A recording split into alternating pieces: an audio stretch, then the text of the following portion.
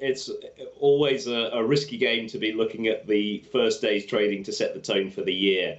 I think what we can say is that over the shift from 2020 into this year, there were some slight differences in market performance. So we had quite a strong end to the US trading year, and so maybe a little bit of normalization there, which allowed Europe to hold on to a few more of its gains yesterday. I think if we put it into longer term context, we know a lot of the long-term reasons for US outperformance were echoed by the start of the pandemic in terms of perhaps general economic activity being a little bit on the weaker side, that not so helpful for European cyclical stocks.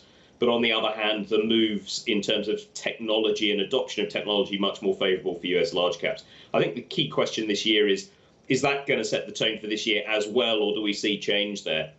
In that regard, I think we do see the vaccine as quite an important development to monitor through this year. It does potentially bring us closer to the end of the pandemic as an economic force, and with that come back some of the sectors that Steve was talking about earlier on, your travel and leisure or bricks and mortar retail. And I think as they come through, that potentially does change the investing landscape a bit, potentially opens up more opportunities outside of the US as we head through the year. But it wouldn't be a surprise, given the near-term news flow, to see a bit of movement in both directions over the coming weeks. It's interesting what you say about technology. Let me just pick up on that first, and then maybe we can broaden out and talk about some of the other areas that you're interested in, like airlines and leisure. But have we actually hit a valuation ceiling, do you think, as far as these tech businesses are concerned?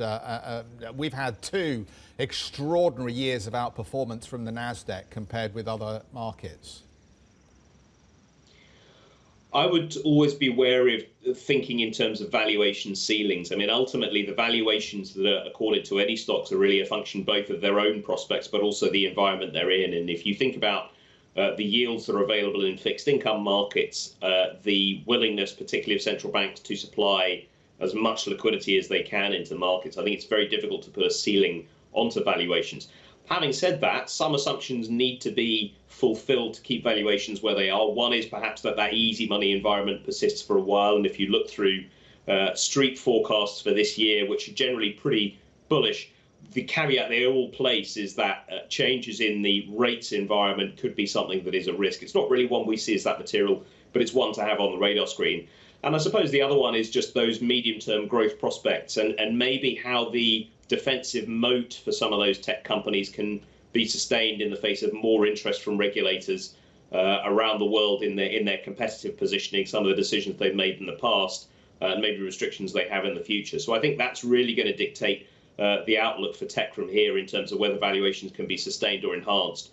We do need to bear in mind that there is a lot of buying interest. Some of it, you may say, looks a little bit frothy.